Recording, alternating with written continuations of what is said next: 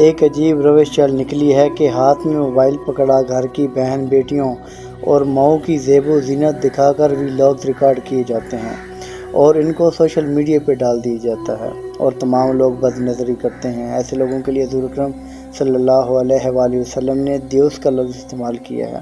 جانتے ہیں دیوس کسے کہتے ہیں؟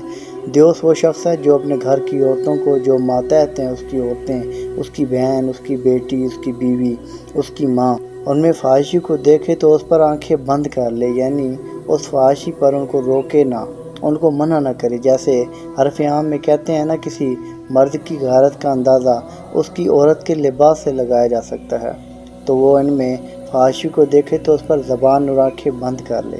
فرمان مصطفیٰ صلی اللہ علیہ وآلہ وسلم ہے وہ دیوس ہے، یعنی جو میں نہیں کہہ رہا، یہ حضور صلی اللہ علیہ وسلم نے اسے دیوس کہا ہے۔ اس کی سزا جانتے ہیں کیا ہے؟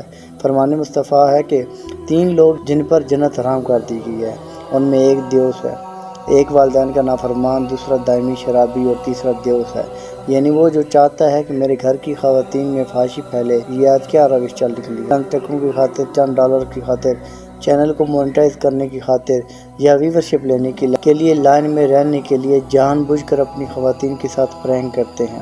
آج میری یہ بیوی کھا رہی ہے، آج یہ پہن رہی ہے، اور وہ تمام تر نجی معاملات جن کو خفیہ رکھنے کا حکم تھا، وہ تمام تر کیمرے کی آنکھ سے ریکارڈ کرتے ہیں اور انٹرنیٹ پر ڈال دیتے ہیں۔